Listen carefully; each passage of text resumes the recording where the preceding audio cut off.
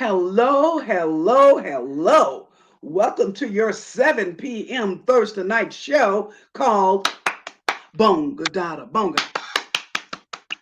Bonga Dada Bonga. Bonga Dada Bonga. Who is this lady making all of this noise? This is Queen Mother, the Nuno the First of Ghana, also known as Professor Dr. Ella Dashanaba King.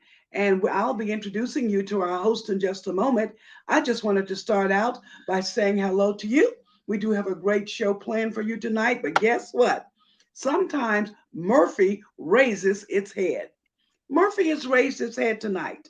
So we've gotten a few calls from our show guests saying A, they're in traffic and on the way, or B, they will be here soon, or C, oh, we may not make it till 7:30 or 8 o'clock. But nevertheless, the show will go on. Why?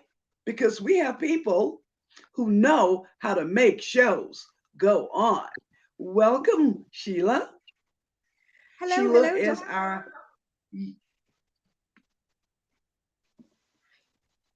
hello, and Sheila hello. is our host for this evening, and we will be doing pretty well tonight. You know, one thing I've learned about being in live broadcasting, you can't control the weather, you can't control the internet, and sometimes you can't even control your bladder. Oh, did she say that? Absolutely. So I have to make certain that I make a couple of stops before we get ready for the show. But we are here live and in living color on BongaDadaBonga. Again, I am Dashanaba King, and I want to give our host a chance to speak with you. Sheila? Hello, hello, hello. Good evening, everybody. It's such a pleasure and an honor to be here again. This is my second week with Bonga Dada Bonga, and it is a space where we get to speak to aspirants, women just like ourselves, women who've been through it, women who said enough already. I want better Hmm. representation, and I'm ready to represent. It's Yes. been full of learning and such an Mm. exciting place to be because you know as a Kenyan woman, I look at politicians and I feel like they're over there. But in these conversations, they're not over there. They're Yes. just like you and me. And we get to ask them these questions and we get to listen to where they're coming from. And most importantly, question them about where they're going. So, Asante Hmm. Sana for the opportunity. And I'm looking forward to the conversations that are going to unfold today. Yes, we are looking forward to the conversations that are going to unfold today, and time will tell exactly what those conversations will be. I'm sure you've heard the story of how Bonga Dada Bonga was born, came into Mhm. existence, or the Hear it again. genesis, as we like to say. But for those of you who are tuning in tonight for the first time, let me tell you who we are. So again, I am Queen Mother. I am Dashanaba King, the host of a show called Queen Mother Speaks. And in the month of March, during Women's History Month, where the theme for Women's History Month was Break the Bias, we invited women from various countries to come on the show during Women's History Month and talk about what biases either they personally were experiencing or people they knew were experiencing. And it was all about the challenge, breaking the bias that women were facing. We're doing that 5 weeks, I believe, in March, where we had the Queen, the uh, the program talking about Women's History Month. We did have women from Kenya also to be on the show. In fact, we had a panel coming in from Kenya, and what many of the women spoke about was what happens in Kenya during an election. And even though, you know, into week 4, into week 5, the conversation was still hot and heavy about elections in Kenya. Then the month of March ended, and we went into another chain of thought. However, the calls as well as the messages about what are we going to do about women in Kenya during the election coming up in August. So I'm like, well, I don't know. I'm a foreigner here in this beautiful land of paradise on earth. And so when the question kept coming, I did what I normally do and also what you probably do. I consulted my inner soul, I consulted my inner self. And the message that I got was, Queen Mother, you have a platform, use it. Ah, there you have it. The birth of BongaDadaBonga, which means speak, sister, speak. And it is a platform for women to speak. And our first series is on Kenyan women in politics.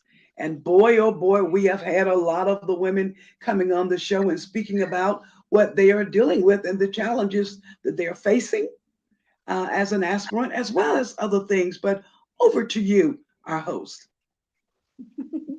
Well, speaking about women in politics, there have been quite a few aspirants who've been covered in Bonga Bonga. And over the Mhm, past 7 weeks, there have been very, very powerful conversations that mhm, women have shared from their experiences, politicking, being on the ground when they are attacked. Unfortunately, being women, they're often perceived as being weaker and also softer targets for people who are up to no good. Political mhm, bullying and actual physical bullying is a reality for women in the field of Kenyan politics, which is an unfortunate event, but it is one that we cannot have a conversation about women in politics and not address. And it's been insightful listening to the insights that these women have shared.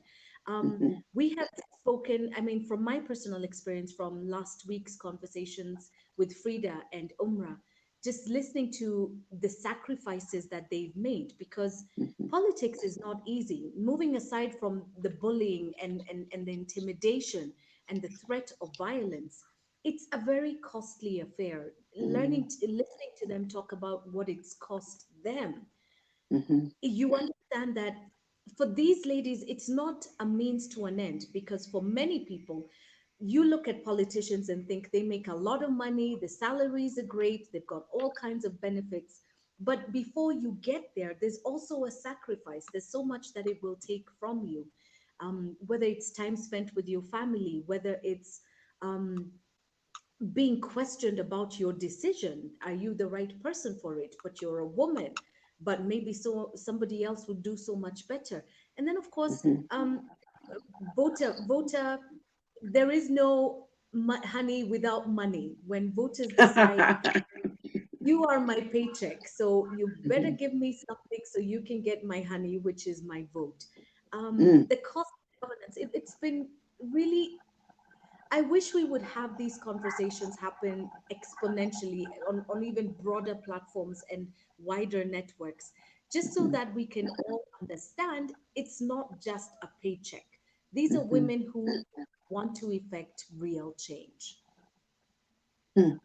I will say, and this is my own analogy. I haven't read this in any book, but in my way of thinking, Yeah. stepping into politics is a calling, Hmm. just like being a minister of the gospel, regardless of your faith. It is a calling. Motherhood is also another kind of calling. Now, some of us get into motherhood perhaps not necessarily expecting it, but once you get in it, it's a calling. And it is not something that you take lightly, and it is not something that you take for a few weeks or a few months or a few years or you change it. Just see in the business world, you can start a business. And if that business is not working out for you, you can choose to exit the business and choose to do something else. Usually not the case with politics. People really stick in it and stick with it throughout their lives until, of course, they choose to retire. And even in Yeah. retirement, they're called on to come back into the public's eye to give us words of wisdom, pearls of wisdom, and even to host various shows. And having them there because they've been there is a great way, I think, for our young aspirants coming up to have an opportunity to spend time with men and women aspirants who have in fact been elected officials in this country as well as in other countries. We can learn from each other. Right. Speaking of learning from each other, Dr. King, we were discussing this just a few minutes ago, and we were talking about motivating people to go to the polls. This is another historic election for Kenyans, and it Mhm, is one that's also marked by voter apathy. There are a lot of people that I engage with that say, you know what? I'm not voting. I'm sitting out this dance this year. I can't mhm, choose between the left. I can't choose between the right. I don't see an option that makes sense to me. There's a mhm, lot of that. And if we think back to what the IEBC shared with us earlier in the year concerning the younger generation and new mhm, voter registration, the mhm, numbers are shockingly low. We all mhm, expected Kenya to stand up and say, you know what, we're going to go and register. In fact, we're the ones who are mhm, going to and we're the ones who are going to run. But the numbers of the new registrations for voters amongst that age group is really dismal. It could be a lot better than it is.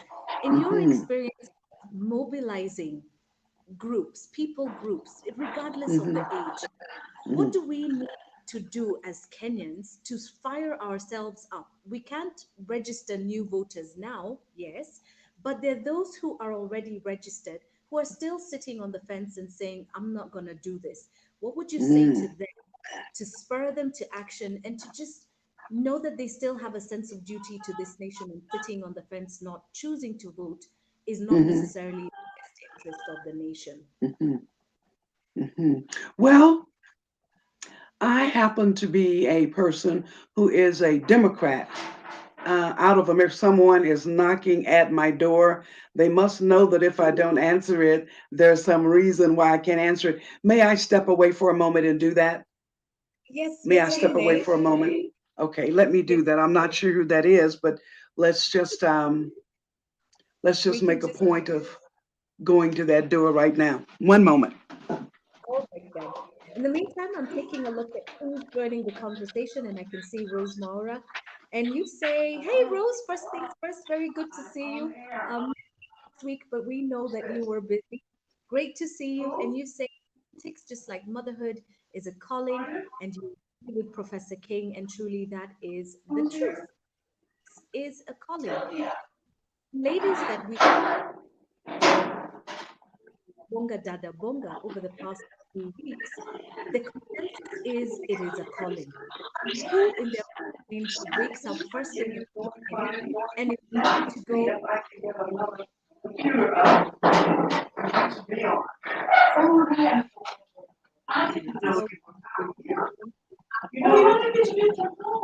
so for the different positions? We salute you. Very best we are, but we are inspired by all of you. Now, today's conversation is women in governance, part two. Last week, women in governance, and today it is women in governance. It takes a lot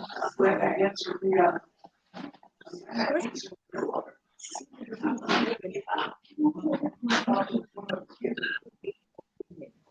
when it comes to leadership. Many times women's roles are minimized to to and these and are saying this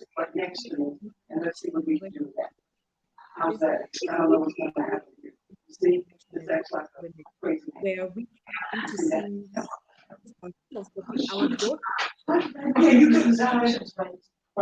after begin to see themselves in legitimate positions and not just for a certain kind of woman or a certain kind of man. It's for every whether you are living with a disability, whether you're Okay, Sheila. Okay, Queen Mother is back. And you know what? Thank you for allowing me to answer the door. Because guess who was at my door? who? Yes, Let me scoot I over and let you see who is I here. can't possibly guess. Oh my God, is that Sylvia? Yes, yes, she actually came here to be with me. I think she was closer to me than she may have been to her place. Oh, So she's here. is Thank our you. And Sylvia I know Mulama. my door was noisy. That's what happens. But our guest is here. I'm going Yeah. to step over and Okay. make sure that she gets in here real good and you'll be Great. hearing my voice. And I'm wondering if I could get on from my phone. I don't know. I normally go from the computer because it's so much better. So I'm going to scoot Great. over and let Okay. Sylvia come into the spotlight with you. And you know what to Great. do from here, don't you? Okay. Awesome. Excellent. Going Ah, back to thank what, you so much, Dr. Much, King. Dr. Isn't King. she Isn't wonderful? she wonderful? yes, she is. Yes, she Thank is. you, It's so Rose. wonderful. You, I'm sure you have been running, Polisana, for the Yes, rushing. It's wonderful to see you this evening. I have. I'm actually just coming back from the ground or the Right, right. grassroots, so to speak. Absolutely. I'm one of your constituents, so I have Hmm, quite a few questions for you, but I am very pleased to be able to interact with you. The thank topic you. tonight is women in governance, the courage to stand. And just as you were making your way in, we were talking about why it takes so much, especially for women, to stand for a position, Yes, irregardless of whichever position. yes, Because for starters, we are a patriarchal society, yes. and the position of a woman, it's always drummed into our heads, your Hmm. position, position. But leadership is leadership. Leadership is meaning you stand up, you stand at the front, and you lead. And you get in there with your people and you slog it out together to make a Absolutely. difference, an impactful change for your society. Now, you're running for MP in Westlands constituency. So that's why I'm Yes, one of your constituents. And thank I you. think the first question that I have for you is this the first time that you're running for office? Yes, it is. Hmm? It is my first time. It is actually my first time in political scene, not even just running for the seat, but to be in Okay. active politics. I've been in the corporate world my entire life, my career, and it's exhilarating to take a bold step to move Mm, on to this other side of the coin. Okay. wow. And what made you cross over? Because corporate world is nice. There's benefits, there's perks, there's progressing in a certain way with your career. But then you Yes, wake up one day and you say, hey, leo tutakuwa mama na kazi. What kabisa. brought that? Basically, it was a divine intervention, so to speak, and the COVID did a lot for so many people. It built some, it destroyed some, and it gave other people different career paths. And I think I'm one of those because when I was in my comfort zone during COVID, sitting there, everything was in place, and we didn't have much to do other than take walks with the kids. I started finding ways of how I can also support in the community. And it came naturally.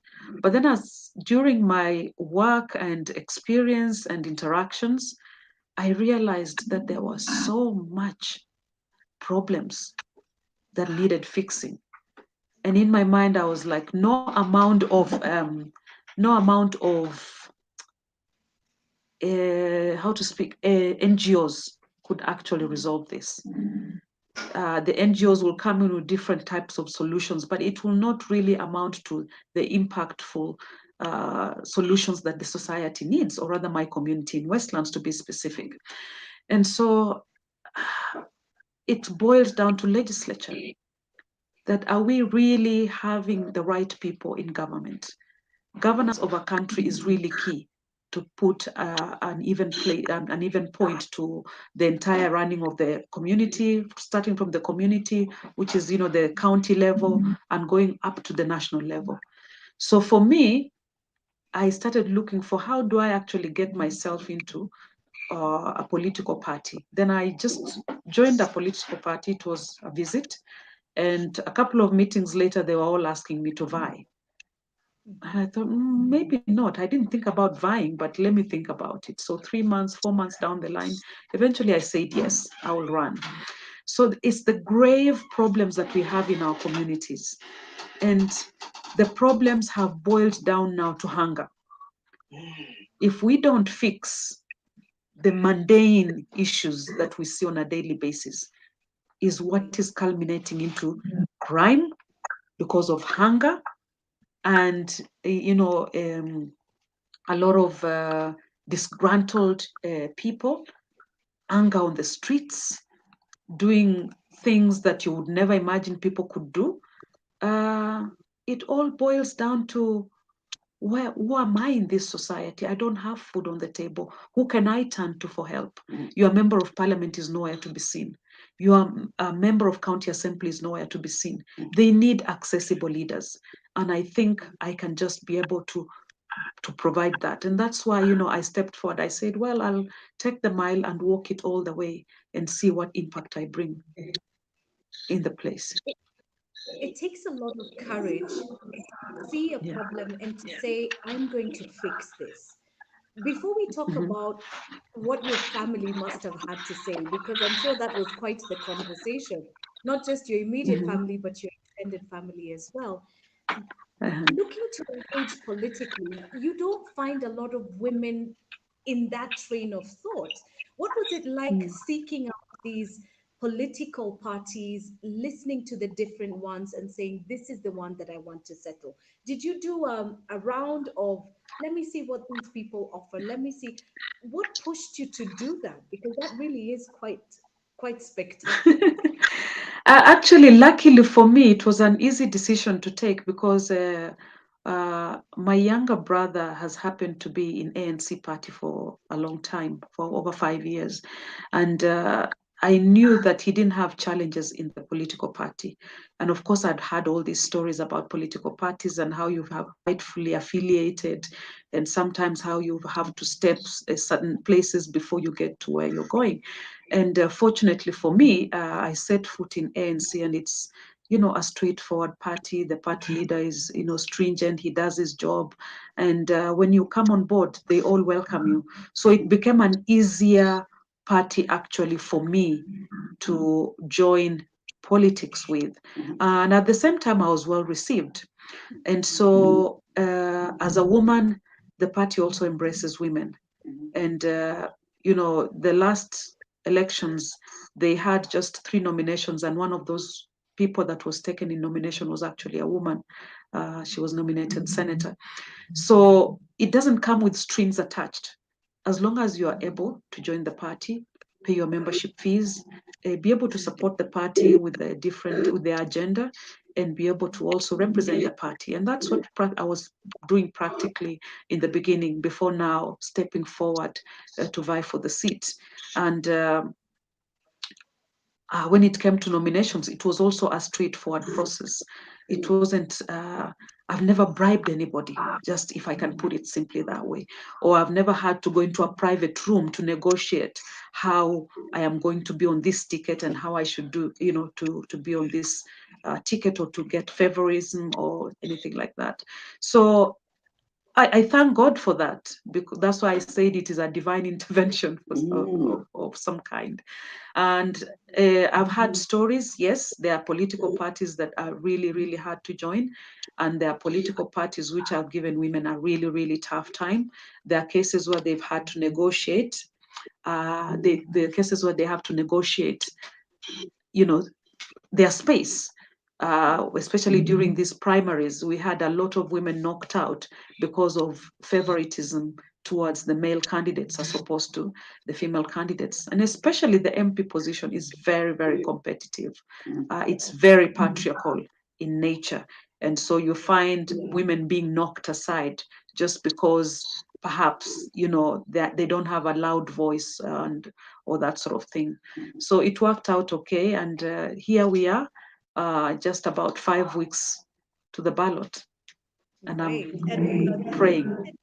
weeks. And I'd before like we to do, ask a question, Yeah. if I may, Madam okay, Host.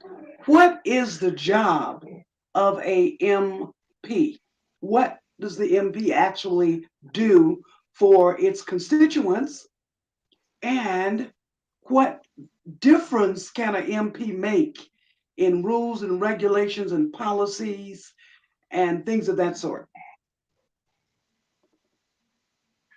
Okay, that's a very good question. And a lot of people actually don't understand what their MP stands for. The MP in your area is your representation in Parliament, in the National Assembly, which is the assembly that makes laws, which is the assembly that sometimes nullifies laws, which is the assembly that overrides executive orders sometimes. So basically, this member of parliament, in my case, I'm supposed to clearly represent my people. Like what I'm talking about in the case of Westlands, there are challenges which have to do with school, some of them have to do with the medical, and some of them have to do with employment. Some of them have to do with, mistreatment at work, which is the labor laws. So I, as a member of parliament, I'm supposed to make sure that the laws being implemented in parliament, they are passed down into the constituency, that actually my people are feeling that the laws really favor them. And if the laws are not covering them, then I, as their legislator, I'm supposed to go into parliament and put up a bill that will encompass a new law that will now make sure that my people get the services they need. And it's also supposed to be an oversight. The oversight meaning that we have a lot of companies or other parastatals for the government that sometimes do not deliver their services. In the case of COVID, we had a big scandal with KEMSA. That is an area where members of parliament need to sit down and, interview the perpetrators or wherever it is, if it's an organization, bring them to table, ask for accountability of what they are doing, and make sure that those issues are rectified in favor of your constituents who are your community. In my case, my community of Westlands. There's issues which run from roads being spoiled. In case there's a road and people are having accidents continually in that place, what am I supposed to do as an MP? I'm supposed to represent it in parliament, and I'm also supposed to get in touch with the people that are actually causing the problem. So that is the work of a member of parliament. But it doesn't end there. Okay. A member of parliament in Kenya gets a budget. In the case of Westlands, the member of parliament gets a budget of up to almost 150 million per calendar year, which part of it is supposed to go to bursaries for children in school and universities, and part of it is supposed to be for community development. This community development is supposed to be for actually women groups who are unemployed, make sure that the youth are actually in their rightful spots, or they're also getting the college or the technical skills required so they can be able to get employment. I am also supposed to lobby for investors to come into Westlands where we don't have enough employment, to have more investors come into Westlands so that more people can be able to get jobs within these companies. So it's a whole framework of issues, but it boils down to the fact that the member of parliament needs to be accessible, needs to be the ear between the community and the government. So if I'm inaccessible as a member of parliament, then I'm not doing any justice to my people. I am not doing any justice to you as Sheila. Great, Yeah. great. Wow. Okay, so now we have a better understanding on the role of an MP. They really need women to be MPs. You know why? Because that's what mothers do. When they find a problem, they step in and they take care of it. So this is why it is so great at this particular season in history that women are standing up, that women are being bold. Now, those of you listening to this broadcast today, or who will check into Facebook or YouTube and hear it at a later date, you heard it first from Queen Mother. Get your ass out there and vote. Get your ass up and go vote. Why am I speaking to you that way? Because we've heard earlier from Sheila that a lot of young people are not in fact voting. So what are we going to do about that? I'm one of the people who believe in getting up into your face. Get up in your face and help get out the vote. As I was speaking to earlier, that one of the things that I do in America, I am a registered Democrat and I am an active Democrat abroad. And we spend hours on the phone calling people who live abroad in various countries in Africa, not just Kenya, about have you registered. We have data on when the votes go in. We have data on where you can get your ballot from. All right. And we get on the phone and we talk to them and see what issues are they dealing with to keep them from voting. And we work with them or send them to places in their particular city where they can get what they need. But everything is downloadable online today. But I also know the power of being face to face. And that is and that is in fact what she's been doing. Like she's saying, she's just coming from a round of work. And each time I speak to her, she's coming back from a round of work. And I have a couple of questions I ask her. A, are you eating? And B, are you getting sleep? So that she can have the energy, foods and energy, those two things together will give her the energy to get up and get out every morning. So if she's willing to get up and get out every morning and stand as an MP in this Westlands area, my God, don't you want to just make sure you get your vote in? How do people get ballots here in Kenya? I don't know. How do they get the ballots? You don't get the ballots as such. It's all done by the Independent Electoral Board, which is a whole commission. And so they're in the process of preparing. We finished our primaries, then we presented our paperwork to the Independent Electoral Board, and they have now certified most of us to vie, be on the ballot. And so now the paperwork is in print somewhere in Dubai, and it will arrive here just a couple of weeks before the elections. And that way they disperse the paperwork to the individual constituencies, down to the ward, to the polling centers. And then now people will just go and tick on the ballot. You have the sheet of paper. In the case of Westlands, I think we're about 9 MPs, members of parliament. And I am number 3 on that. Sheila, I'm just letting you know. So, so you tick the number 3 for Sylvia Mulama, and there I am, you voted for me. But most importantly is actually to vote for somebody that will solve your issues, somebody whose agenda is clear. We have veterans in the field, as Sheila said earlier, the patriarchal society. They believe they don't have to say much, but they have big pockets. They can dish money out there as much as possible so that people can vote for the money as opposed to voting for the agenda. But we are coming in as women because we say, women, when we're in the corporate world, we work, we deliver. Why isn't it possible for our counterparts in governance, public office to deliver? Why has it become so difficult? When you are working, particularly maybe being in marketing, the budget of a marketer is usually very minimal, but you're supposed to create a mountain out of the little budget to make sure that you create 3 times the sales of your counterpart. So why is it impossible for a counterpart member of parliament to be able to deliver, being given such a huge budget in this case?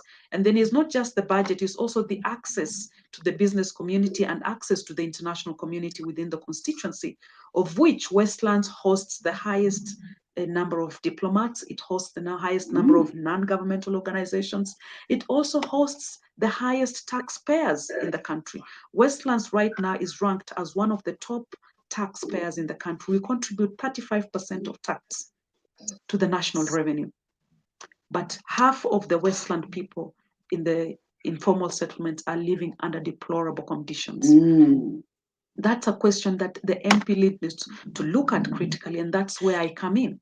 How do we rectify these minimal issues that cannot be fixed even with the budget? How can we provide a simple skills college that is a right As per the Constitution of Kenya 2010, every constituency is supposed to have at least one TVET college, which is free for its constituents. Westlands doesn't have even a single one. Where is the money going? Where is it disappearing to? Mm. We have challenges with poor kids accessing good public schools because of transportation issues. Why can't we get transportation for these kids from the same budget allocated? There is issues with sports for the young people, and I have such a passion for young talented people because I am one of those people that grew up talented and has thrived so well. Why can't we also give a chance to these young people? They don't even have football boots. Some of them would go to play away games in places like South B or Ruaraka, and they come back walking halfway just so they can manage the little money they have to get home. This can be allocated in that budget of 150 million. Where is it all disappearing to? We have schools that are not the main public schools, but they are community schools, and they're housing over 200 pupils in these schools. They're sitting about 5 of them on one desk. Their lunch is neglected. These little kids, they are looking up to becoming also leaders of this country. But if we're not providing equitable education to them as the rest of the kids, we are not doing justice to them. That community development fund can go into making sure that these other children also get the education required. Right. So it's a whole spectrum of issues.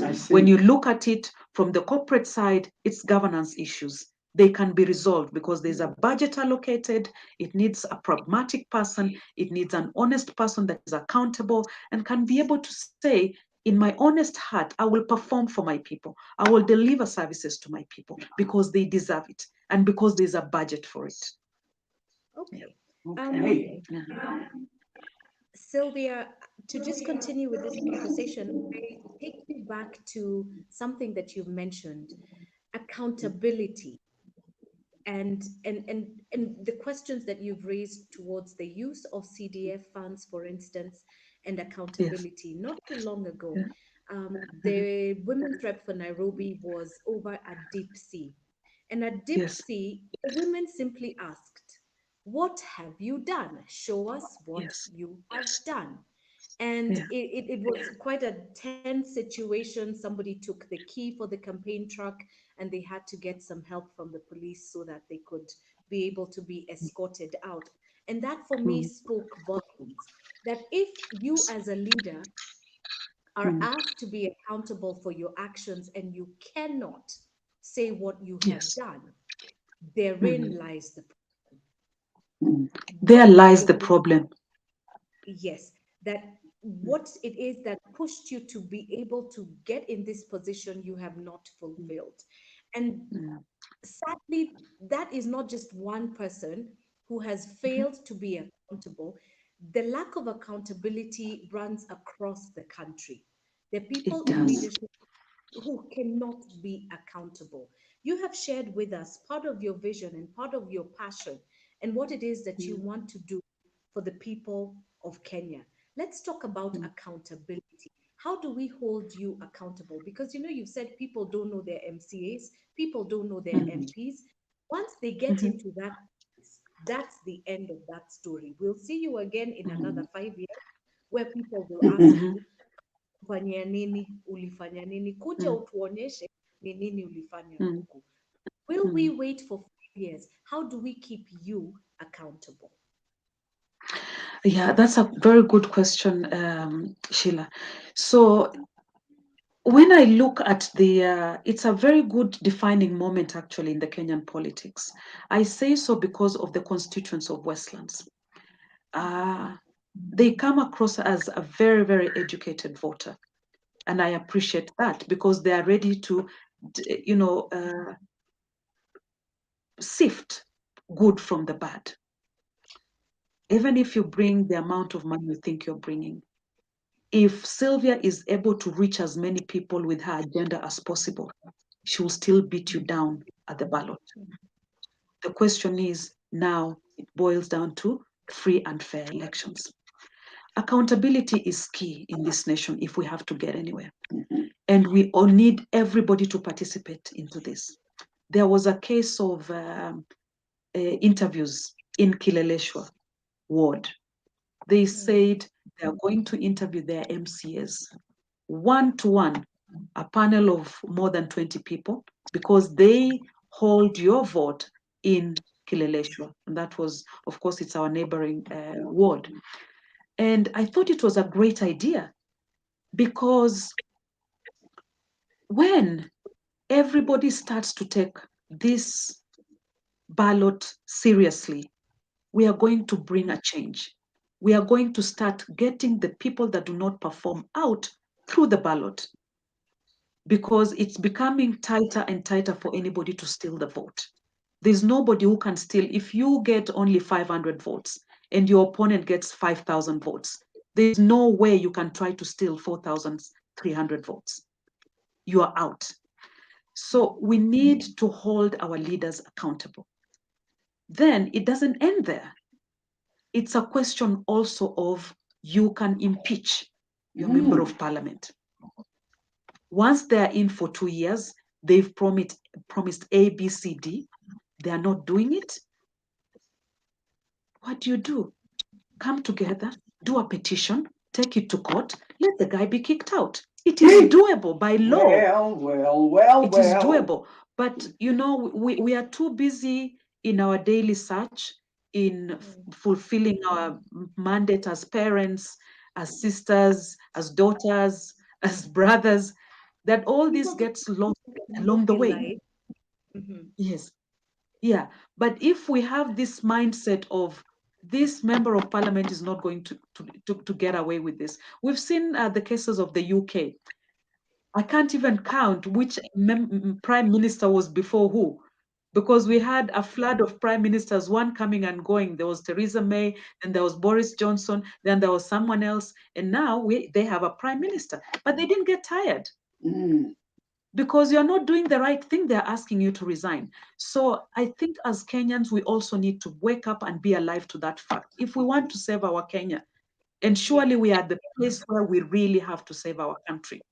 We have to drive out people that believe that for me to become rich quickly, all I need to do is to get to be an MCA or to get to be a member of parliament or to get to be a governor. Right. Most people don't even want to go for Senate because Senate does not have a budget. So they are avoiding it. They would rather be an MP and kill each other at throat so that they can be able to control that CDF fund. The CDF fund they are controlling is not going to the people. It's going into their own personal pockets. And that is where now we say enough is enough. Okay.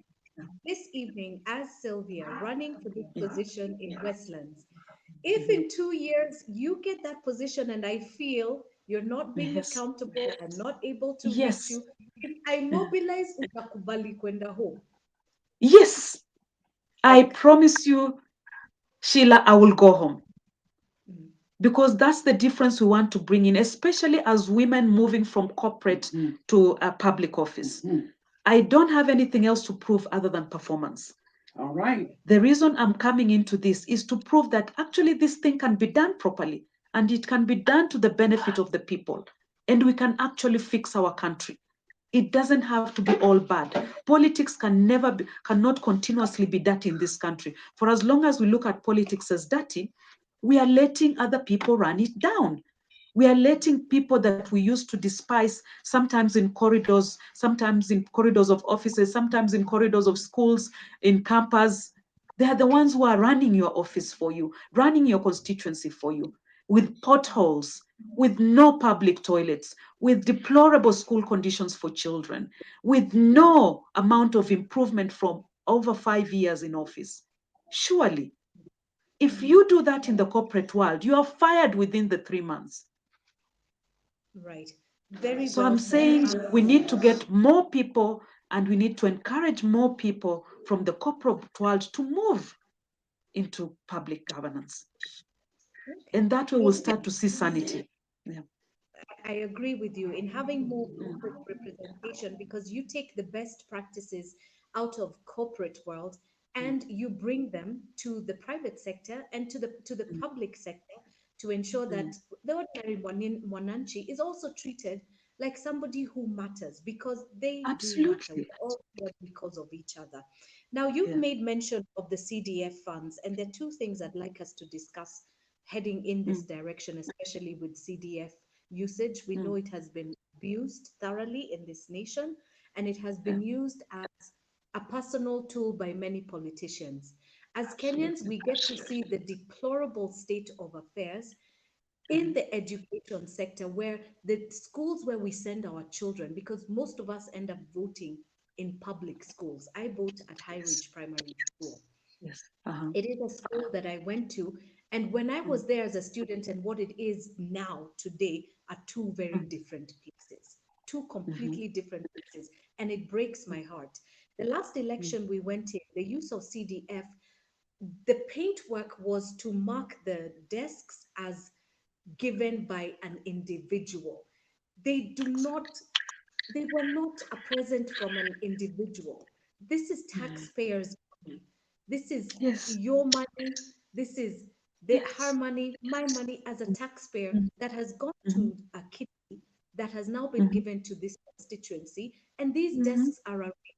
Why are we branding? It Yes. is. Good question. Why would we brand people's names yet they did not go into their pocket for that? Mm-hmm. That is Mm-hmm. number one. Going to your Mm-hmm. manifesto, one of the things you're very passionate about is healthcare. You Mm-hmm. are keen on how is it Westlands doesn't have, when it comes to public hospitals, there used to be a dispensary in Highring. I Yeah. remember that dispensary because I used to be a little girl and we used to go there. It was where that Nakumat building now is now a new Yes. high-rise there, Yeah. but the dispensary disappeared. What Mm-hmm. is it that you have in store for citizens of Westlands in terms of healthcare as per your vision and the Yeah. use of CDF? Yeah. I'll answer the first question, which was about the branding and naming and commissioning projects that rightfully belong to the taxpayer. It churns my tummy to see that and to hear it, because I am a taxpayer, an active taxpayer. And so I believe my taxes will be transformed into something else. When you look at developed nations, like the case of Sweden, where I happen to have lived for some time, somebody pays taxes and they pay 45% in some cases, and sometimes between 35 and 45% of taxes. It's very high. But you know what? They don't ask about the services because it's delivered to the top notch on a single day basis. And nobody comes to commission anything because they did it. And I want many Kenyans to feel the way you feel, that I paid taxes. This is my right. I own this. I deserve to have a good road. I deserve for my kid to go to a good school. I deserve for my kid to have a desk that is not written anybody's name, because you paid the taxes. The money just passed through the member of parliament to get into the school. So why should it be labeled that somebody did it for you? They did not do it. They did not use their salary of 600,000 to buy those desks. Hell no. They used the money from the CDF, which is rightfully the taxpayers' money, to improve the community and the facilities. Property of the people of Kenya. If you brand it that It way, is. fine. Why are you putting your name Exactly. there? But don't go and possess it like you've done anybody a favor. No, you Yeah. haven't. Mm. The second question Yeah. was, if you can Hospitals. just, the hospitals. So Mm. there's one hospital now that I know vividly, which is the Westlands by the Safaricom, a dispensary. And this dispensary, I know it very well because I've had to use it once. I was living near there, and there's one time I needed just to get into a dispensary, and it was the nearest. Fantastic doctors.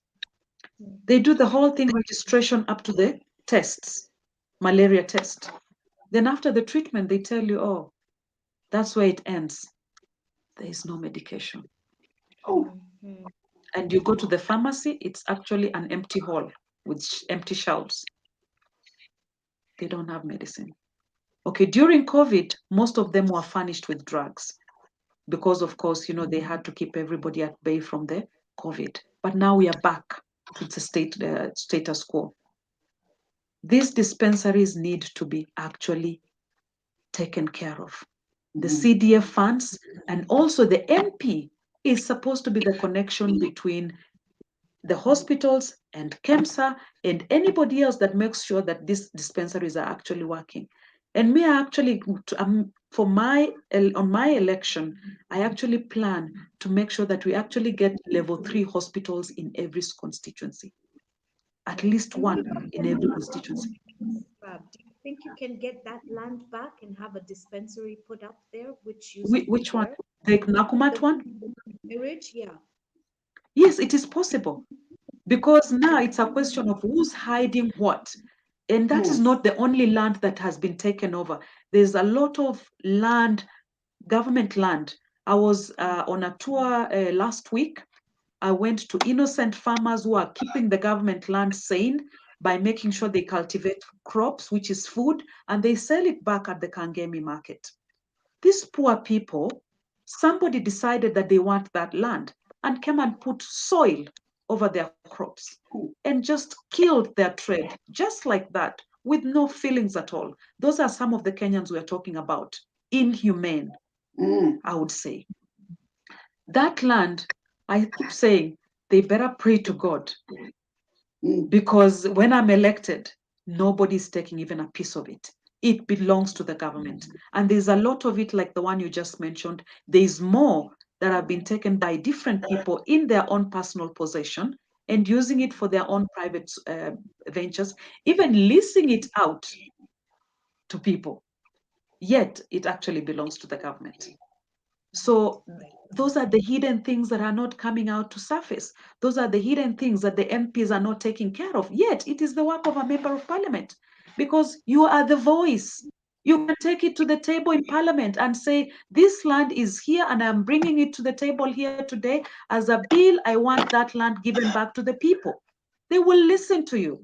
But if you sit in hiding and keep quiet, you are punishing your own people. You are earning a salary you do not deserve. You are spending CDF funds that you shouldn't even be touching a finger on. We need to rectify our system. We need to get the right leadership into place. Okay. Thank you It so is much. desperate. You're passionate about this and you're very clear about what it is that we can expect from you. And I'm also quite thrilled about how you're telling us, hold me to account. Hold me to account. If what I say I'm going to do, I do not do, send me home because I deserve to be there. Exactly. And it takes courage to be able to speak as you're speaking this evening. And it takes courage to be able to voice what you're saying because there's going to be a lot of friction in that you will be going up against not just the patriarchy, you'll also be going against, there's this word that's always thrown around, and I do not want to use it, but I cannot think of a better word, the cartels, Or the system. or the system, or, there's always an expression for it. But it Yes. means we're going to be going against the grain on many issues, on many fronts. And so that takes a lot of courage. How do you stay connected and focused to what is at hand? Because it's not an easy task that's ahead of you. How do you stay inspired? How do you stay focused? How do you still stay sane despite this pain that you find yourself in? Yeah. Okay. I stay focused because of the people that I've interacted with, the people that so want me to win this seat because of their lives and what they are looking forward at my leadership, in my leadership. I stay sane because I am a believer, I am a prayerful woman, and I know that if it's God's calling to serve his people, yes, I will serve and I will do it diligently without a shadow of a doubt. And I also stay sane because of my family, particularly my two children. When I come out and I'm all stressed out, There's one little one who will say, "Oh, mommy, you're the best mommy in the world." And I laugh and I smile, and it gives me peace. So that makes me wake up the next day and think, okay, it wasn't so bad yesterday, today will be better. But most importantly, it's those men and women have looked into their eyes and seen the despair that we've caused our people. The despair to the point that some just don't even want to vote. They've given up on the life. They've given up on anything. It's the despair on a parent who can't even get access school, and yet they've been denied the bursary. But you will hear the bursary has been given to someone else who does not deserve it. It is the despair of that young man who is talented, hoping to go to a college, but they can't afford it, hoping to be perfect in a specific sport, but there is no support for him. That actually keeps me going. And when I think of losing, I think, no, I can't lose. What will they do? Because if I lose, I'm alone. I'll go back to my house and be with my family. But what about all these people that are putting their hope behind me, knowing that Sylvia, when elected, things are going to shine, things are going to be better. They will not be perfect, but they're going to be better.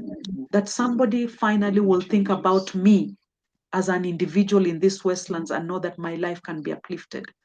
We are talking about people that are sleeping hungry. We're talking about people that haven't worked since COVID started. We're talking about people that some of them, they're literally sitting outside the house, hoping to even just buy a leg. You know, the chicken foot? The chicken feet, the price of chicken feet too is 5 shillings. Somebody just hopes they can be able to have 5 shillings to buy that chicken feet and find ugali and eat their supper. That is the Kenya we live in. That is the Westlands we live in right now. There are kids who are sitting in homes right now. They haven't gone to school because they don't have school fees. Yet there's bursary. How come those very needy children are lacking fees to go to school? So it's a whole, barrage of issues and problems that can be resolved with the right leadership. And I am offering myself.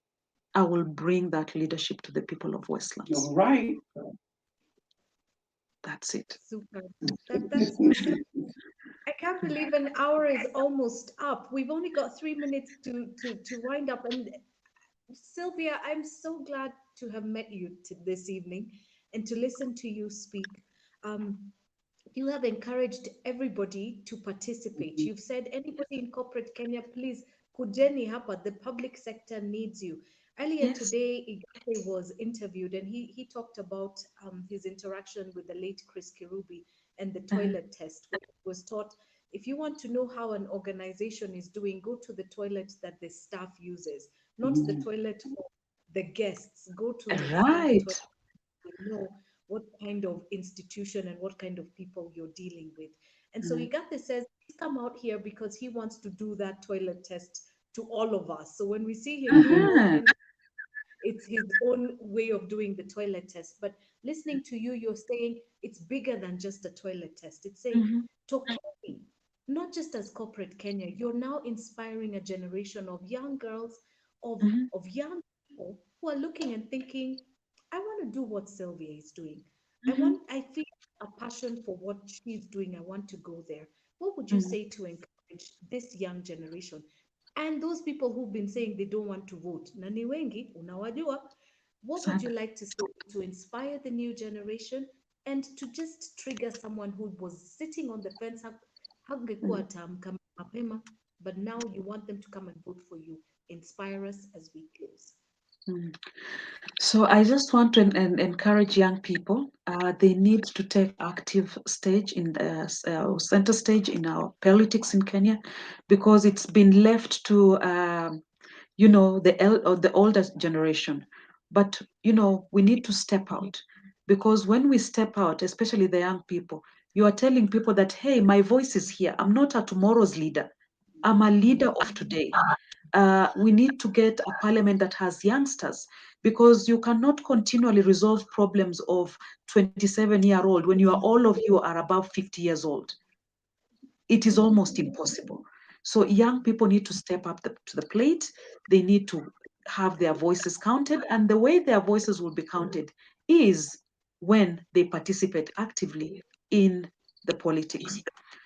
You know, like now I have been waiting to hear of a group of university students calling people to interview them and say, hey, you know, you want to lead this area, so what are you bringing on the table? But we haven't had that.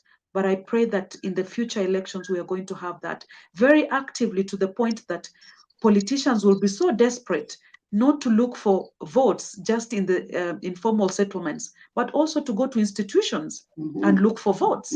Make sure that their entire campaign team is including not just people from the grassroots, but also from the academic institutions, so that we can balance the equation. And for the young ladies, it is our time. We are headed to having a woman president. Well, and we are not leaving it too far. It is our time to wake up in numbers, it's our get time. to this other side of the coin. The corporate side is good, it's cushy, it has good salaries, it's got good benefits, especially travel. It comes with all the, you know, niceties and the frivolities. But we need to move to this other side to see how we can fix our system, so that wherever we are traveling to, we can travel here at home. Whichever nice hotels we are going to, we can have those hotels here in our homes. And that just means good leadership, good governance, and also active participation by all Kenyans. So I'm just inspiring them that me, I'm a woman, come and hold my hand as a woman. Make sure that you are counting on that woman next door to you. There's no more fighting between women. People used to say that the enemy of a woman is a woman. I don't want to believe that, and I've tried to negate that fact for a long time. All right. That women, we can actually support each other. Yes, women, we can. can actually stand with each other. And the day we put up a woman for president, we are more than 50%. We will win the vote. Yes, if will. Every woman says, mimi na leso nimefunga, the other woman says, no, me, I'm wearing my tights, I'm up and running. The other one says, no, me, I'm putting on my boots. But a woman must get into power. We will get it. We will It is our time. We didn't come short changed. Of course, it's been hard in the past, but I also give accolade to the women that have gone before us. We see where Martha Karua is. She's not in my party, but I applaud her because now she's somewhere where women have not reached rightfully in this space. So we are promoting all the women that let's keep pushing this. A woman presidency is in the offing.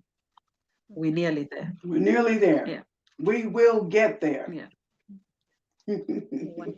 Let me say to all the listeners tuning in today, thank you for tuning in to BongaDadaBonga. And we're so happy that the Honorable Sylvia Mulama has checked into BongaDadaBonga, and she has poured out her heart to us. Sheila, we are, what can I say?